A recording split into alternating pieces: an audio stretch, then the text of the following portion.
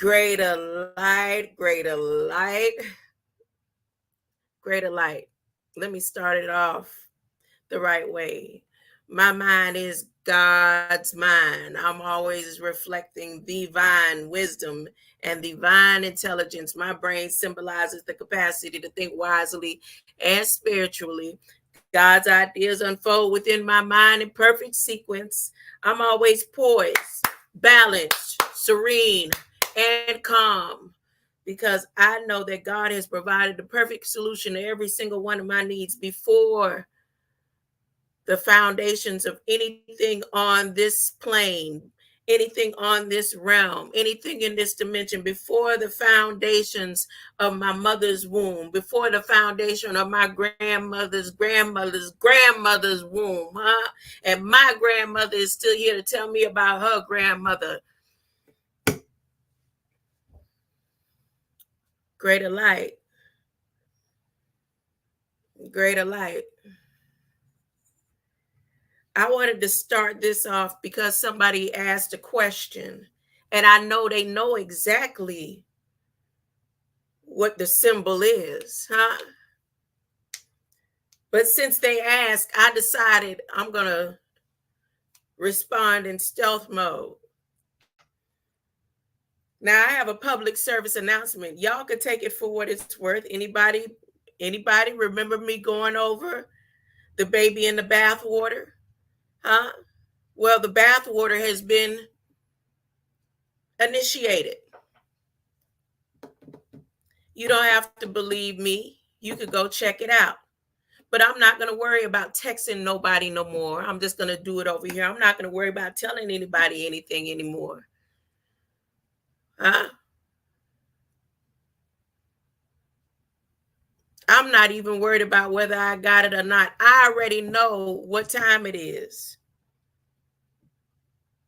I went over Wormwood with y'all a couple of weeks ago because there was a symbol that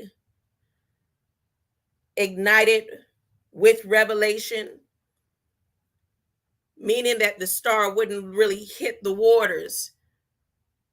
But what they would do, that star, that Wormwood star that was out there a couple of weeks ago, was a sign of that verse that had wormwood in it. When they put out the threat of the baby or the bathwater, I let everyone know, go to your Federal Register, because that's how they're going to start the war. That's how they're going to begin the war.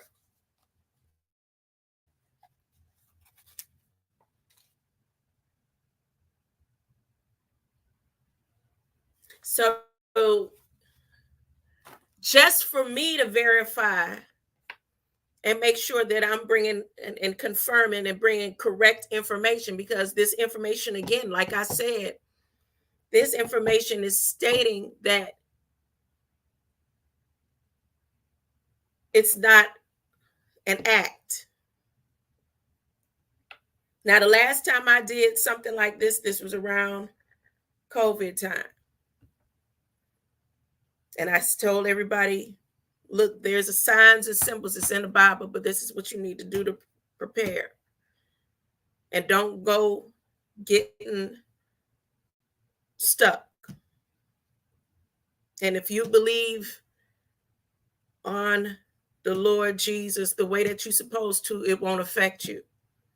And I'm a living witness that it didn't affect me. I'm a living witness that when it first came out, when everybody was masking up, that I was going around saying Jesus is my mask. And that's way before people on social media, this YouTube stream, heard me implementing Jesus into my builds the way that I have been.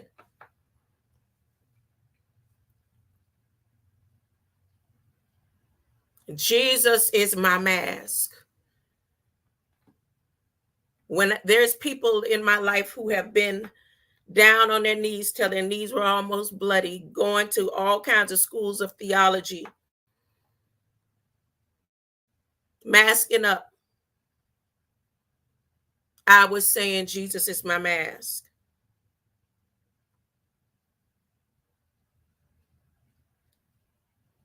So now here we are again. And I went through Revelations with you, and I went through all the receipts to show that they are reenacting and replaying and going through and following through with scripture, because just as they believe on the foundation of hell, they have to believe on the foundation of the scripture. And the foundation of it comes originally through our DNA code.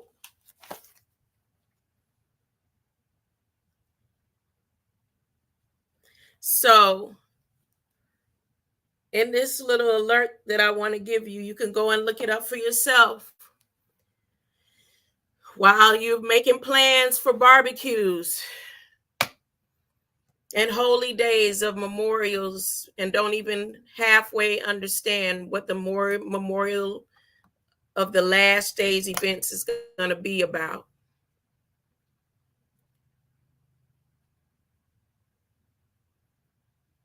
Two things for sure that you may want to consider. Fill up your gas tanks. Buy some extra gas cards. For those who don't have cars, then God bless us. That's something we don't have to worry about. And if need be, stock up on water. But if you have faith the size of a mustard seed and you already got water, just sip it. Sips, you'll survive.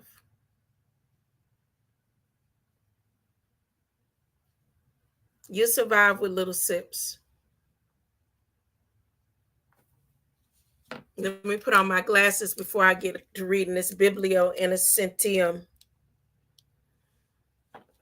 I wanted to go and I said, yeah, I'm going to go ahead and click the little baby in the bathwater threat that they did and go through Revelations. I'm not going to go through that. I'm not going to go through that. But here is the question that I asked.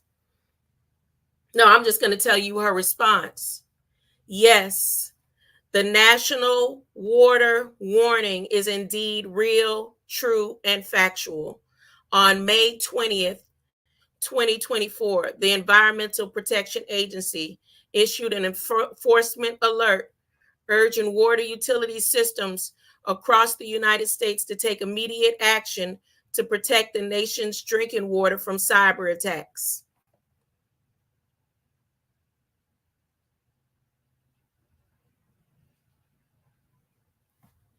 Here's the key points and warning and about this warning.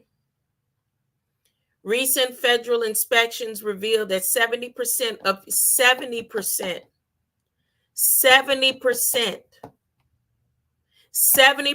U.S. water systems inspected do not fully comply with the requirements for safe drinking water. That's one thing. So all the chemicals and everything that they're putting in the bath water. When I told y'all the experience that I was having with my bath water last week,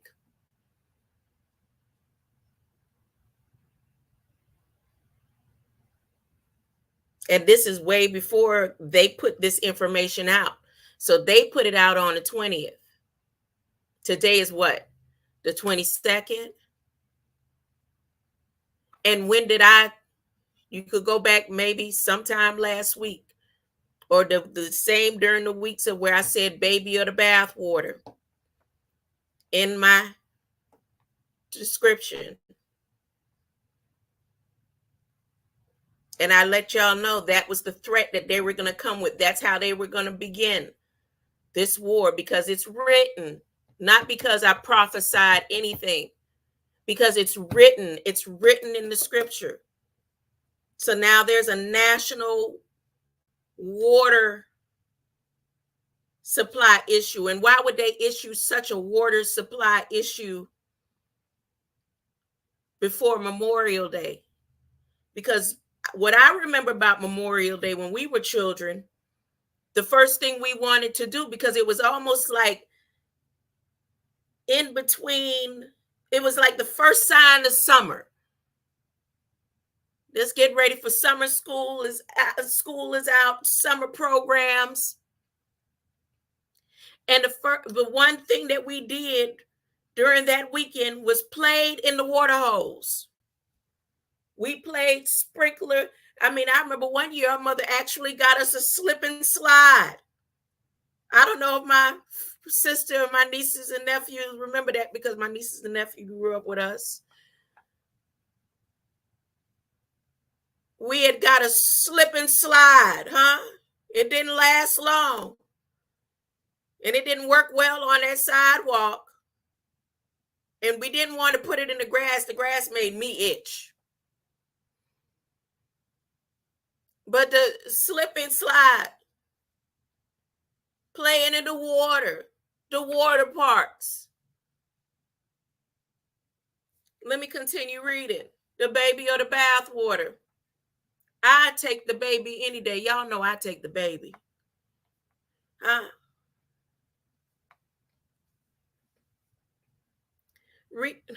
Some systems have critical cybersecurity vulnerabilities, such as default passwords that have not been updated and single logins that can easily be compromised. Cyber attacks on water systems can lead to interruptions in water treatment and storage, damage to the pumps and valves, and alteration to chemical level to hazardous amounts. The threat actors.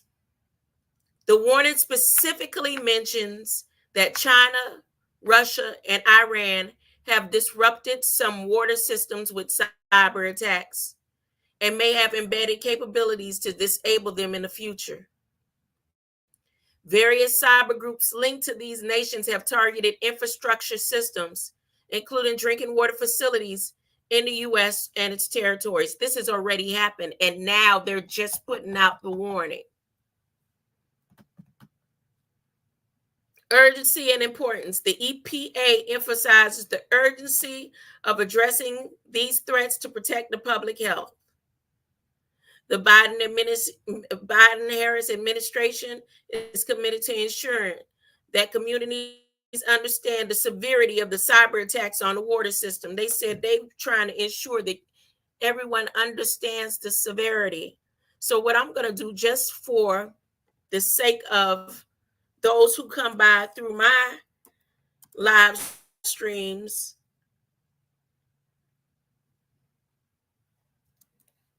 and journey over here sometimes, I'm just going to go ahead and click that information.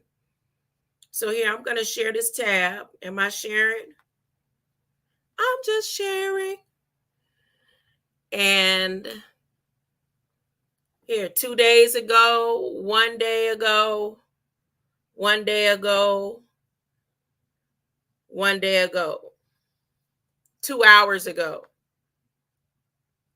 2 days ago. But like I said, what did I tell you?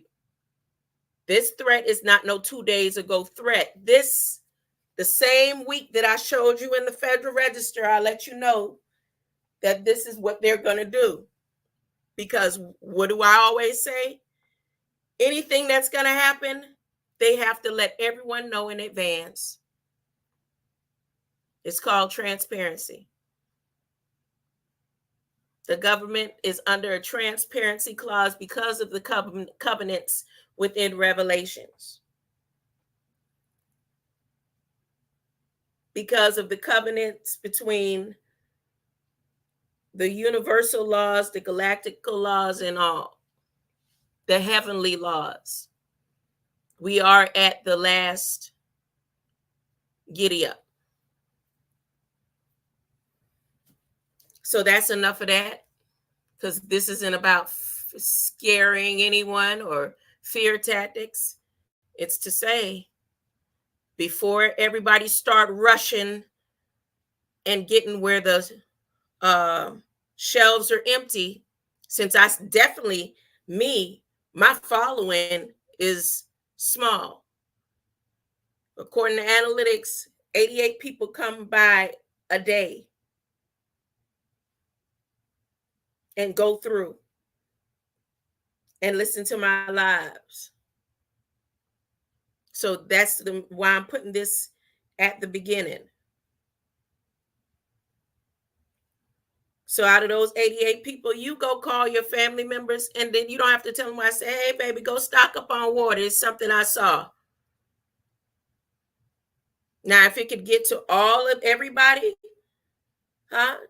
somebody who is in the role with the big dogs who have 10 and 20,000 views in the community, tell them, hey, there's an alert out. Don't wait. Don't wait until the shelves get empty. If you have to, get water filters. Those who know how to take coal, charcoal, and water, they have YouTube, do it yourself, how to filter your water. If you have to, boil water. But what's finna happen is way beyond boiling some water out, because it's already written. It's just time for preparation. I'm excited. Now, for whoever it is been hanging outside my window, somebody been hanging outside my bedroom window. Like I said, I don't frighten easily. I wouldn't have been able to make it on the streets of this area that I'm in if I did. For how many months I was out there?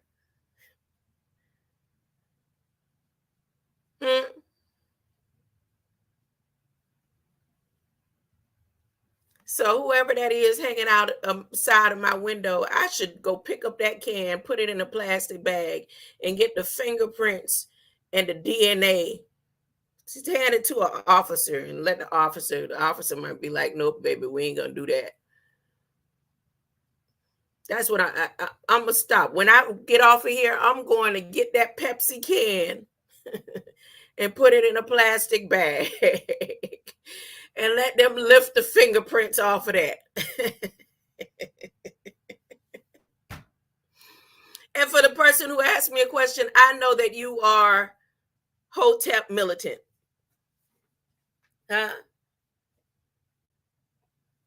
You may very well be Pi. I could tell. I could tell. I don't know. I could tell. But here's the answer to your question. I'm going to go on F-35.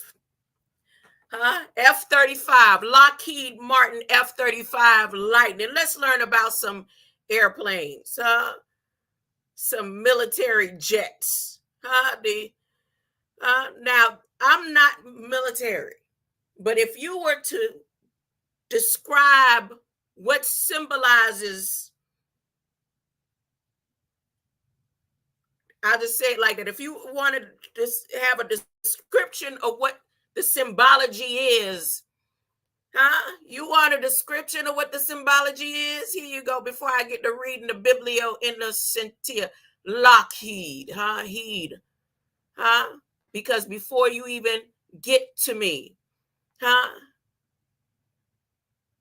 they'll take you out, and the people will be calling to try to figure out what happened to you. The Lockheed F-35 Lightning II is an American family of single-seat, single-engine, stealth multi-role combat aircraft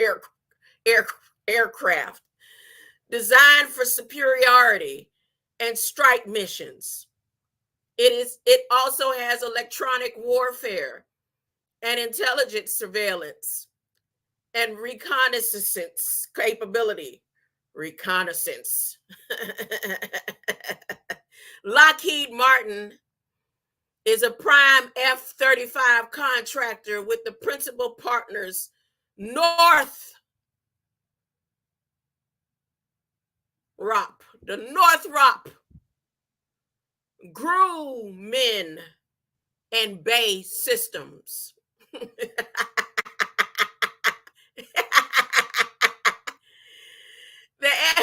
Wait a minute.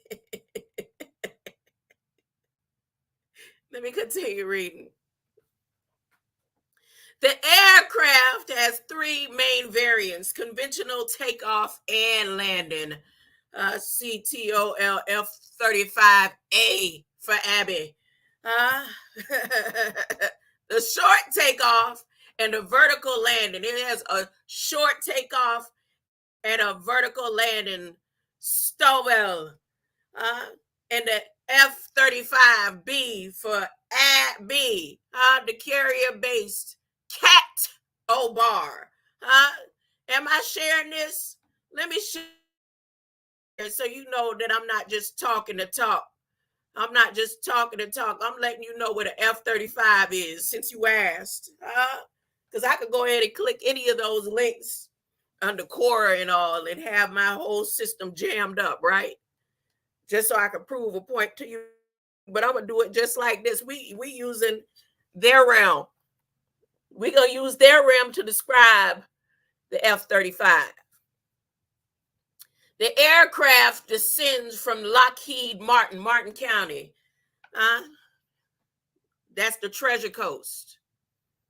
That's the Treasure Coast, X-35, which in 2001, 9/11/2001, beat the Boeing. I beat the Boeing Constrictor to win the Joint Strike Fighter. Its development is principally funded by the United States with additional funding from program partner countries like the North Atlantic Treaty Organization. And I have a card in my possession. Them and the United Nations, they've been following me and they will not let me go. But their time is up. Their time is up. We are at the last days, including United Kingdom, Australia, Canada, Italy, Norway, Denmark. All of them had their stakeholders in on this F-35. As a matter of fact, they had their stakeholders in on this F-35 where they literally kidnapped the spirit and the entity of the Nefer, NFR. No? Okay. All right. You can do your research. Several other countries have also ordered or are considering ordering this aircraft. Several other countries have also ordered or considering ordering this aircraft. The program has drawn criticism for its unprecedented size, complexity, ballooning costs, and delayed deliveries. The acquisition strategy of the concurrent production of this craft, while it was still in development and testing, led to expensive design changes and retrofits, because they failed. The F-35 flew in 2006 and entered the service with the U.S. Marine Corps.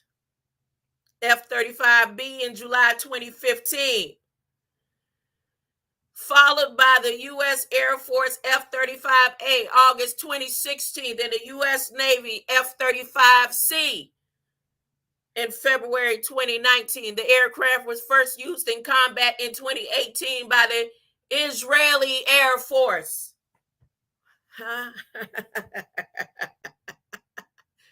The U.S. plans to buy 2,456 F-35s through 2044. Those are for those who are going to be left behind. The ones who want to see the slaughtering. Huh? Those who are going to fight against Gog and Magog, they want to see it. Huh? Which will represent the bulk of the crude tactical aviation of the U.S. Air Force, Navy, and Marine Corps for several decades. The aircraft was planned to be the cornerstone of NATO, but the aircraft turned against NATO and U.S. allied air power, and to operate until 2080. Not happening. Not happening. If you'd like any further information on your question, you could come and do the research and development for yourself. I don't have to put up a symbol to answer your question. And before you even think about it, you can tap a singing bowl all day long. If you come in peace, that's one thing. But if you know what you're dealing with, be careful.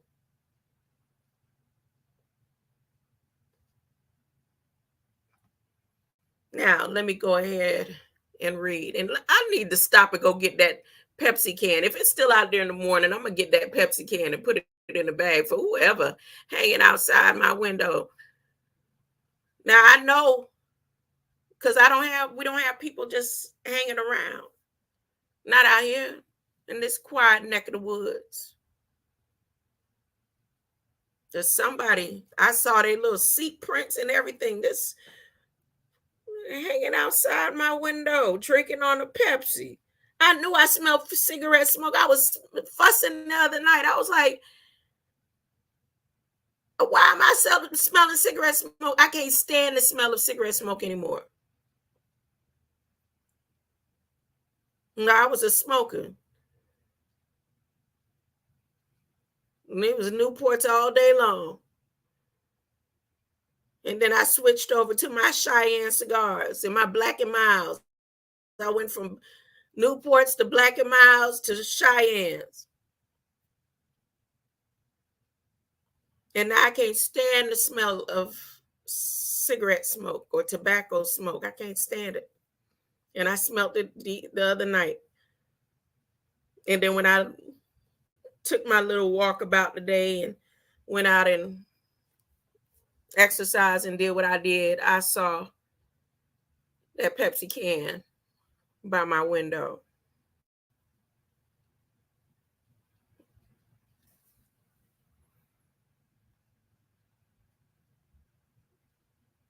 Okay, let's go to the next chapter. Where did I leave off? Share this tab instead, and let me get to reading. Was it the serpent in paradise? Nope. Let's see. I passed children of Lamech. The world before the flood. I was at Noah's Ark.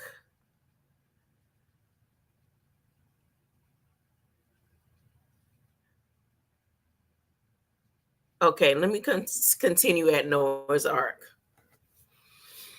Okay, so when I left off at Noah's Ark. And the one thing that I kept emphasizing about Noah's Ark is I was saying, how could people not believe? You live on this realm and you see cruise ships and you see these gigantic ships and you believe in the story of the Titanic. But if you've ever been on a cruise ship, you know the cruise ship would be able to hold every kind of animal on the boat. Two of them, if it's just only two of each kind. Every type of species of beast would be able to be held on just an average cruise ship. So people believe in all the technology that they say came out of the ancient times, and it showed writings on the walls, but then they don't believe that those ancient times they actually had flying vehicles. They had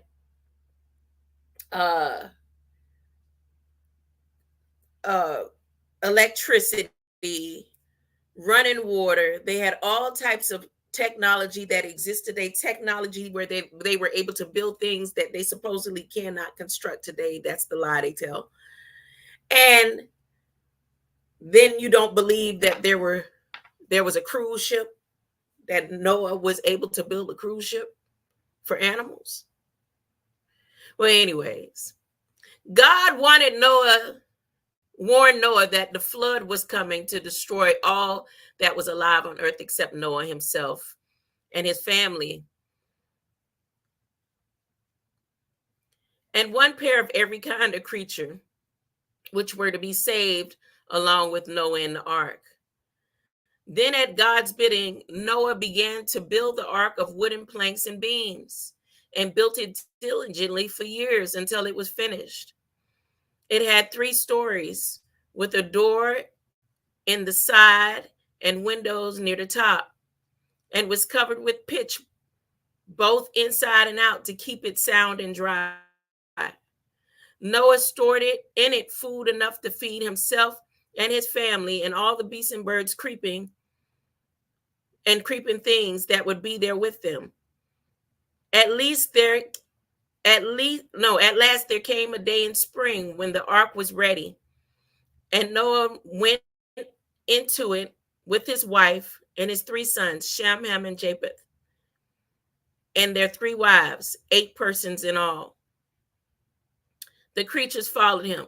Now, he didn't have to do much convincing to the creatures, because the creatures and the beasts at that time were able to speak. So he didn't have to whip them into the ark. He didn't have to, according to this version that I'm reading, remember, the animals and the creatures were able to speak. The beasts and the birds and creeping things, one parent each kind. And at the end, and if someone is to come over and say, what does she mean? Look, she talking crazy. How could animals been able to speak? But again, we still have remnants of animals speaking. Have you ever heard a parrot speak? I have, in real time, in real life. You can look and say on TV, no, that's just TV. No, parrots speak. So that's remnants of knowing that they were able to mechanically use their tone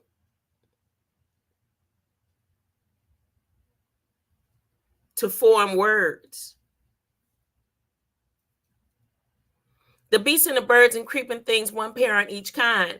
And at the end of the week, all were in their places. Then God shut the door of the ark and made it fast. The same day, the fountains of the great deep were broken up, and the windows of heaven were opened.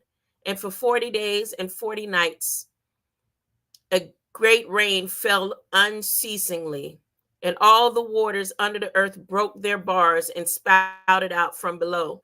Now, mind you, that was just like a month and 10 days of rain. Okay, so 40 days, 40 nights.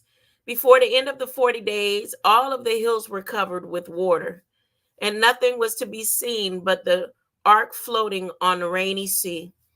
By midsummer, all that had been alive on earth was drowned, both men and beasts. Mind you, all that had been alive on earth, but all of the creatures under the sea that was already there were still alive. Both men and beasts. And the world lay under water for 150 days. So about 6 months. What are we saying? 94. Yeah. So 150 days. Okay. Talking about 5. Okay. So 5 months. The bow and the cloud. Then the fountains of the deep were stopped, and the windows of heaven were shut, and the rain ceased to fall. A clear, drying wind rose and blew, and the flood began to ebb, and the water sank lower and lower continually. The peaks of the mountains soon began to shew above the flood, and in autumn the ark touched ground on the mountains, on the mountains of Ararat, and settled fast there. Still, the waters went on sinking. When the winter was over, hilltops could be seen out of the windows of the ark.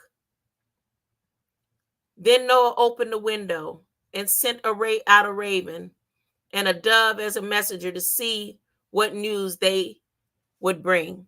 The raven flew off and wandered to and fro until the ground was dry and never came back to Noah. But the dove, finding nowhere to settle because the face of the earth was still covered with water, came back. And Noah put out his hand at the window and pulled her in again to the ark. After 7 days, he sent her out again a second time. And in the evening, she came back to the ark, carrying her beak of freshly plucked olive leaf. So Noah knew the earth was drying up and the trees beginning to grow green again. He awaited 7 more days and sent the dove out a third time. And this time she flew into the green woods and lived there and did not come back to him anymore. Then Noah set to work and broke up the roof of the ark, and all around him there was dry ground. So he came out of the ark with his wife and children and all the creatures. They had been in the ark a year and 10 days. When Noah came out of the ark, he built an altar and offered a sacrifice to God, who blessed him and his children and commanded them to increase and fill the earth once again. Also, God promised never to send another flood to destroy the earth. And for a token of his promise, he made a rainbow and set it in a cloud. And when the clouds brought rain, men might see the rainbow in them and take courage. Listen, it says that when the clouds brought rain, men might see the rainbow in them and take courage. It doesn't say the rainbow above them or below them. It says the rainbow in them and take courage, knowing that a new flood was not coming to drown the world.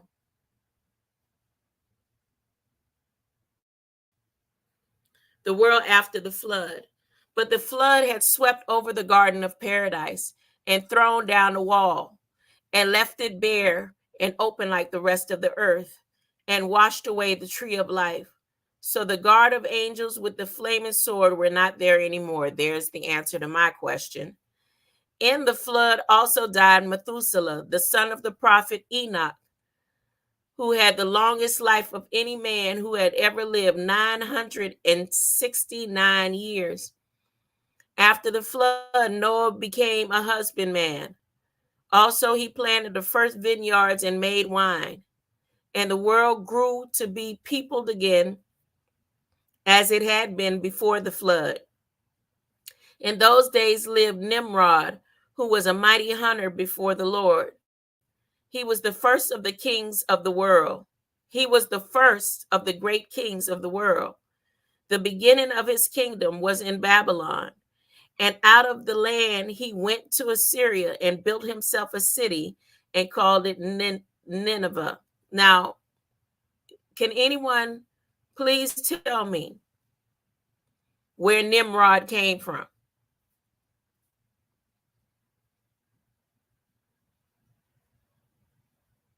That is a question that I'm going to look up for myself, because if it was just Noah and his wives and his children, and Nimrod came out of the picture, where did he come from? Did he come from out of the water?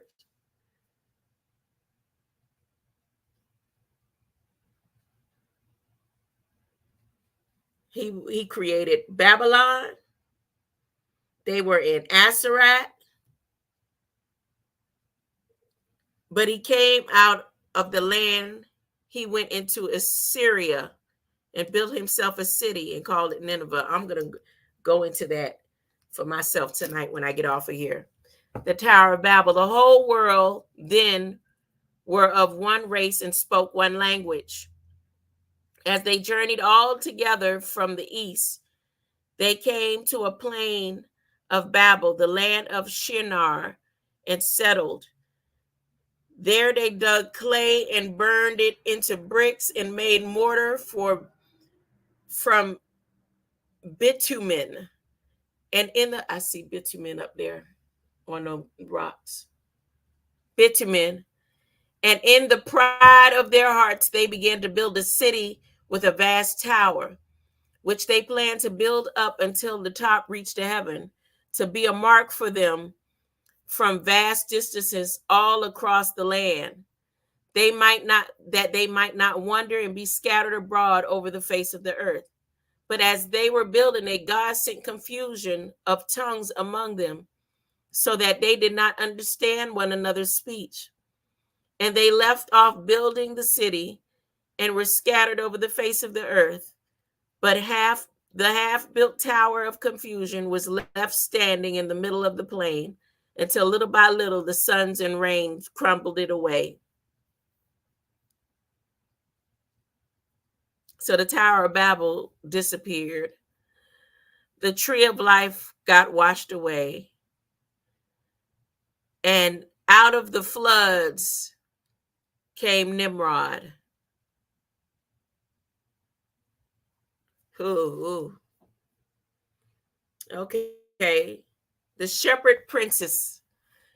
There were three brothers called Abraham, Nahor, and Haran, who all lived together and fed their flocks on the eastern hills beyond the river of Ur and Chaldees. There Haran died, leaving a son called Lot to inherit his share of flocks. And afterwards Abraham and Lot went westward to seek a new home, while Nahor stayed in Ur. Between the river and the sea lay the land of Canaan, a pleasant country full of corn and wine and olives and honey, watered by rivers and wells, and set between great mountains on the north.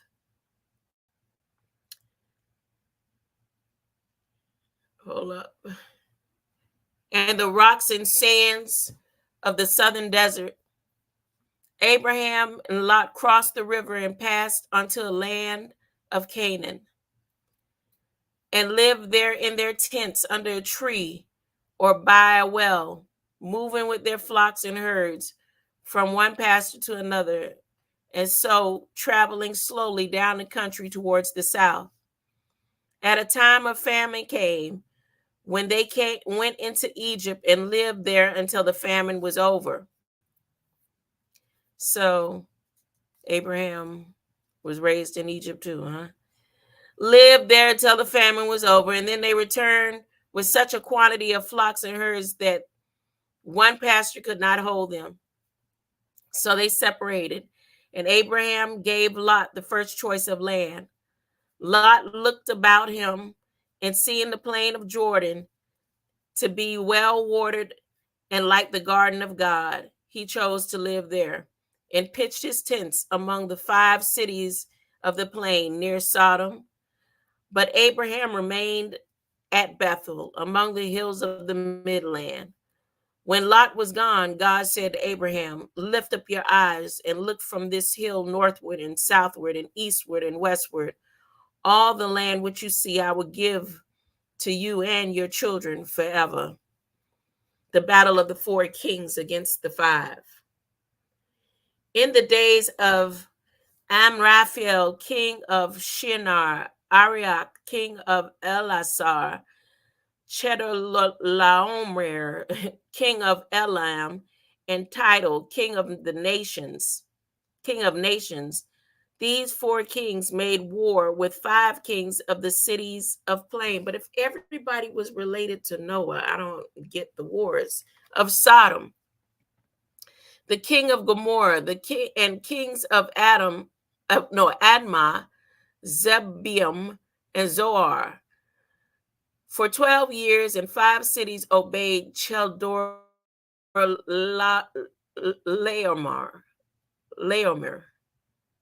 Chedorlaomer,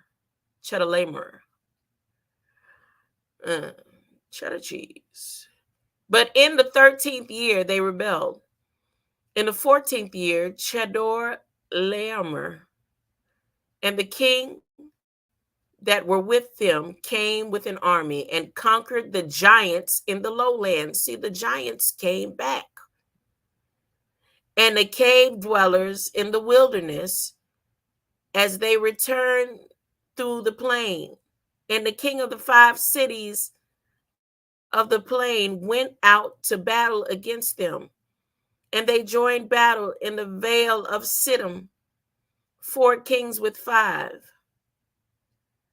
There the 5 kings were beaten by 4 and fled to the mountains. And the kings of Sodom and Gomorrah fell in the fight among the naphtha pits. The 4 kings plundered the 5 cities and went on their way, carrying off Lot among their prisoners.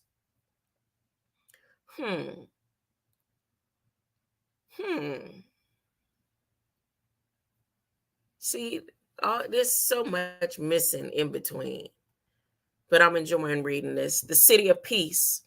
Then Abraham heard the news of this battle and of Lot being taken prisoner. He armed his household and servants and pursued the 4 kings. And coming on their camp suddenly by night in 2 bands, surprised and routed them and rescued Lot and all the prisoners. As Abraham returned, Melchizedek, king of Salem, came out of the city of peace to meet him. He was the priest of the Most High God. Where did Melchizedek come from? If everything, so the light beings went back up when God flooded out and killed off mortal man, and had neither parents nor children. So Melchizedek decided to continue to show himself as who he was, because he was created by God in heaven. And neither parents nor children, and neither beginning of days nor end of life, but lived in the city of peace forever.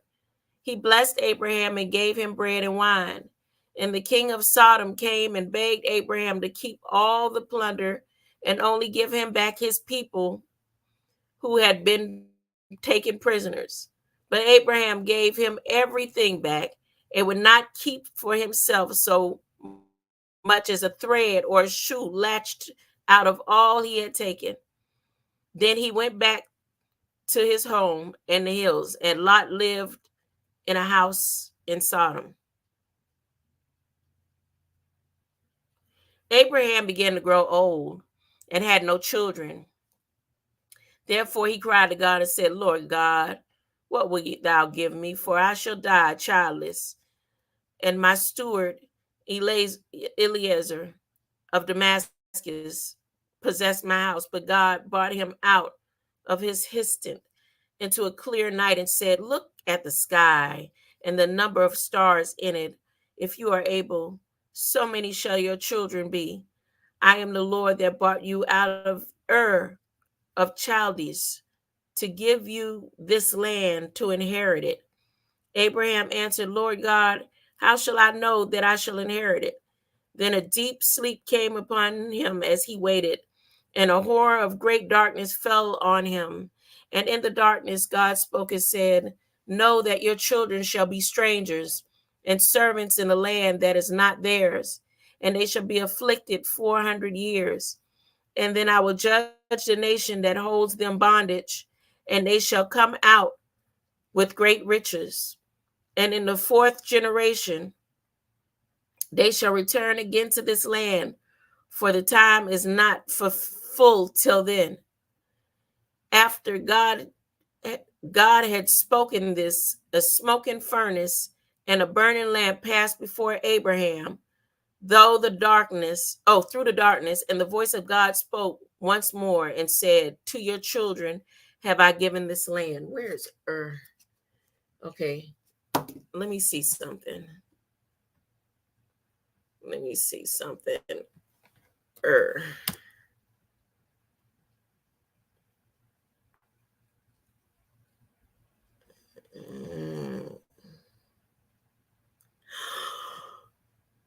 Okay, excuse me.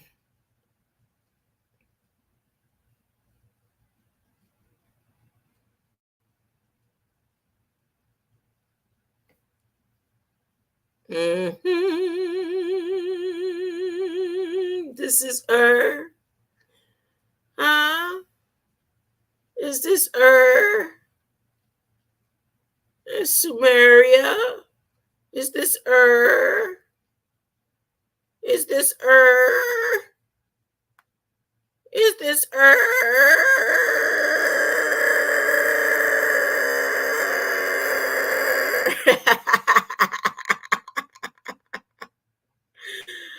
I'm just saying. I'm just saying. I don't know. Y'all just ignore me.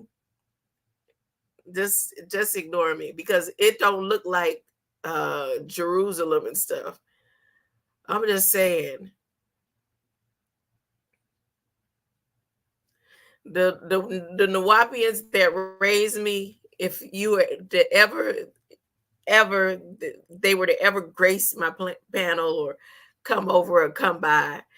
And I remember one time we were going through the holy tablets and he asked me, he said, well, you don't even know who you are. You look and know who and where, huh?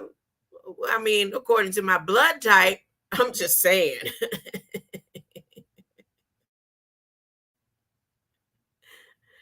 If I wanted to, my blood type could travel that far. I'm just saying.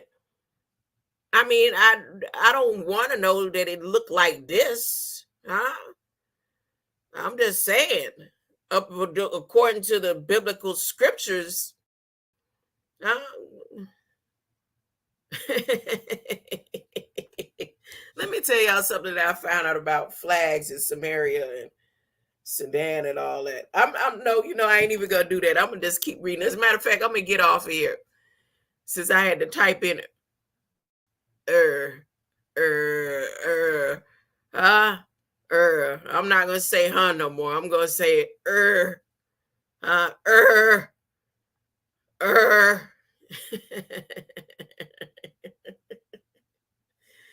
It looked Palestinian to me. It looked Palestinian to me. Let me keep reading. Let me keep reading. Let me get back over here. Get over here. So many of your children shall be. I am the Lord that brought you out of Ur of the Chaldees to give you this land to inherit it.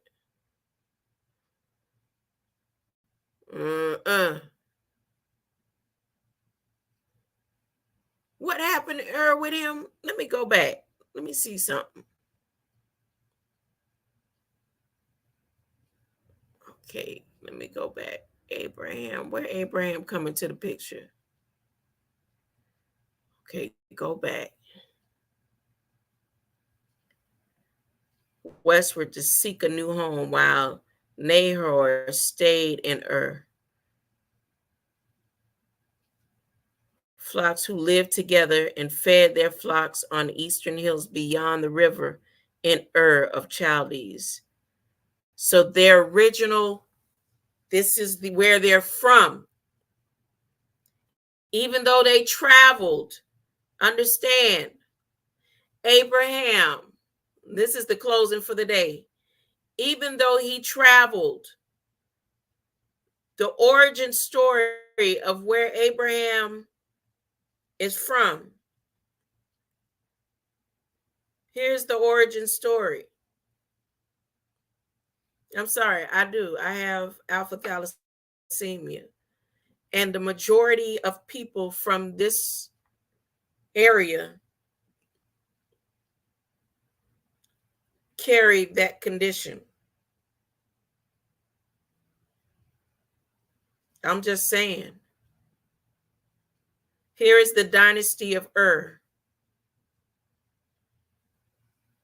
See this?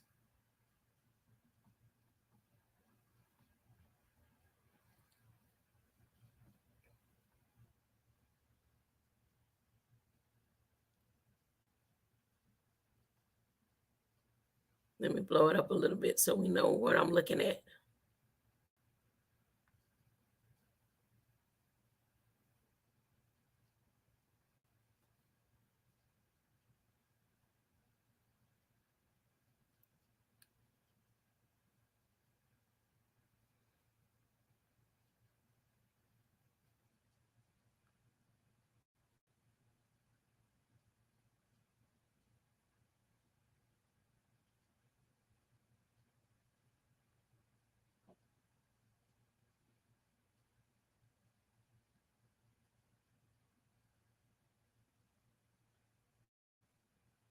Right here. The Kassites. Okay.